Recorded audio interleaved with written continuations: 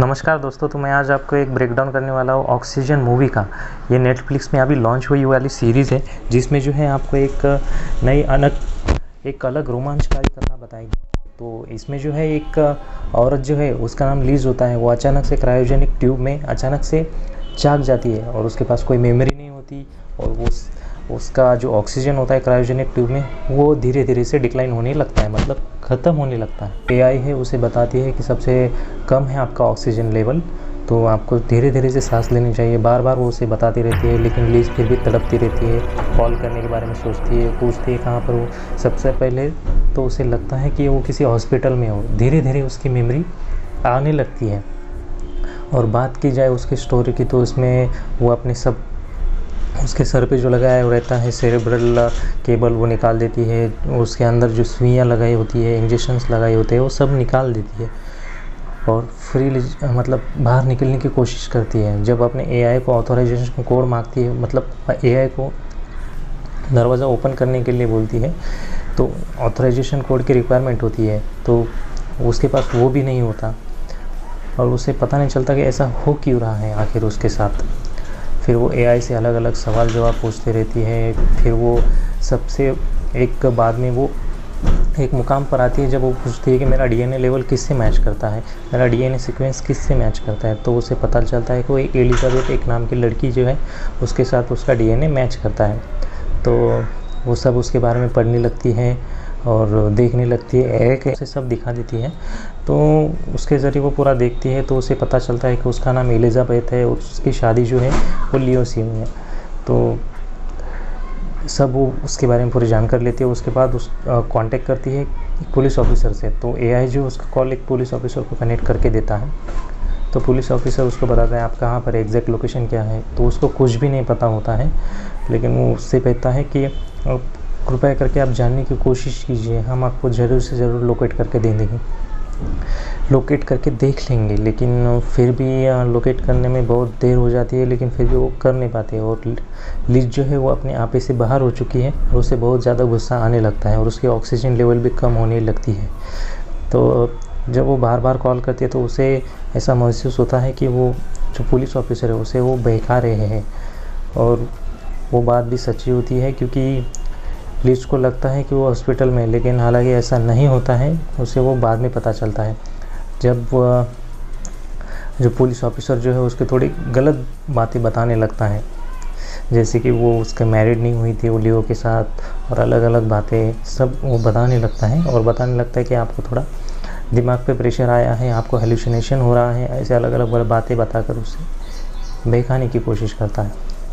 लेकिन सबसे आखिर में उसका कॉल कनेक्ट होता है एलिजाबेथ से, लेकिन उसे पता नहीं चलता कि ऐसा क्यों हो रहा है। उसे बातें करती है और एलिजाबेथ उसको सब कुछ बता देती है। एलिजाबेथ बता देती है कि कैसे उसने उस क्रायो ट्यूब का निर्माण किया था, उसमें उसने कैसे कैसे कोड्स डाले थे। तो वो उसे बता दिया कि मैं तुम्हें वहाँ से निकाल भी सकती हूँ, लेकिन तुम्हें वहाँ से निकालने में बहुत ज़्यादा खतरा होगा, क्योंकि तुम अभी भी किसी हॉस्पिटल में नहीं बल्कि आउट ऑफ स्पेस में हो। अगर तुम अपने आप को ओपन करोगी ऑथराइजेशन कोड डालकर, तो तुम बाहर जाके तुरंत मर जाओगी।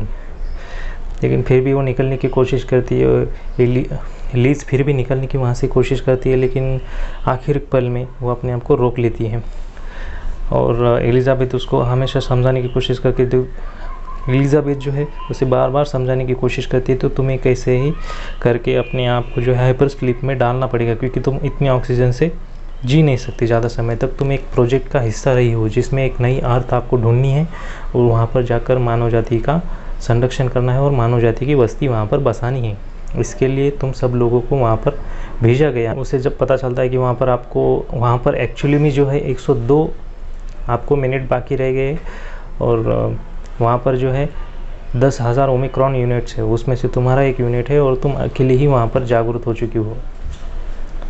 और ये सब जो है वो जेनेटिकली इंजीनियर क्लोन है। वो सब उसको बाद में पता चलता है कि वो भी खुद एक क्लोन है। जो एलिजाबेथ से वो बात कर रही है वो उसी का क्लोन है। इसके लिए उसकी यादें उसके पास अभी भी है फ़िलहाल के लिए। और जो लियो था, जो एक्चुअली में मर चुका है, लेकिन उसका भी क्लोन वहाँ पर किया गया है, तो उसके लिए उसका प्रेम बढ़ जाता है। इसलिए हो रहा था क्योंकि अर्थ पर जो है ये सबसे डेडली वायरस फैला हुआ था। उसको मानव जाति को बचाने के लिए ही ये मिशन चलाया गया था। और उसी वायरस के चपेट में आकर लियो की मौत हो चुकी थी।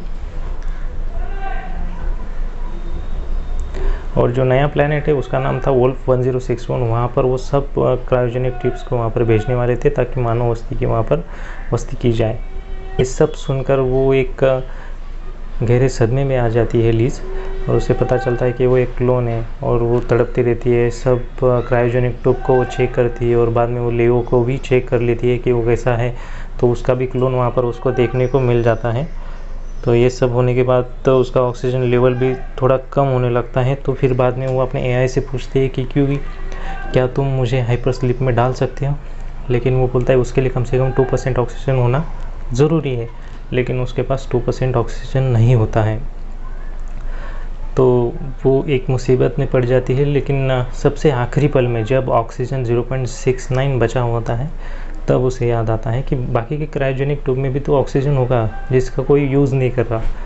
तो एआई से वो वही पूछती है कि तुम बाकी के ऑक्सीजन ट्यूब से ऑक्सीजन ले सकती हो क्या। तो वो बताती है ज़रूर ले सकती हूँ, लेकिन उसमें बहुत टाइम लगेगा। लेकिन वो उससे बताती है कि बाकी के ऑक्सीजन ट्यूब से ऑक्सीजन, लेकिन क्या तुम मुझे हाइपर स्लीप में डाल सकते हो। तो बोलता है ज़रूर, मैं आपके लिए ये कर सकता हूँ। तो सबसे ज़्यादा खुश उसी समय होती है और उसे बोलती है प्लीज़ प्रोसेस शुरू कर दो। तो वो सभी अपने जो इक्विपमेंट है उसने निकाले थे वो पूरे लगाने को बोलता है उसका एक है, तो वो लगा देती है और वो तुरंत हाइपर स्लीप मोड में चली जाती है। और कहानी के एंडिंग में दिखाया गया है कि कैसे वो वहाँ पर ग्रह पर पहुँच जाते हैं और अपनी बस्ती का निर्माण करते हैं। तो कहानी में इतना ही बताया गया है। एक अच्छी एंडिंग के साथ ये कहानी ख़त्म होती हुई दिखाई देती है। और ये पूरी की पूरी कहानी तो क्रायोजेनिक ट्यूब में ही दिखाई गई है कि कैसे वो जीने के लिए संघर्ष करती है, और एक क्लोन होने के बावजूद भी वो जीने के लिए संघर्ष करती है। उसे ये पता भी नहीं होता कि वो एक एक्चुअल में जिंदा इंसान, एक पैदा हुआ इंसान नहीं है, बल्कि वो एक क्लोन तैयार किया गया है। तो वो सुनकर उसको भी धक्का लगता है। तो ये कहानी में इतना ही बताया गया है। दोस्तों, आप अगर ऐसी ही कहानियाँ अलग अलग जो इंग्लिश में लॉन्च हुए हुए हिंदी में आप सुनना चाहते हैं तो ज़रूर मेरे चैनल को सब्सक्राइब कीजिए। Have a good day.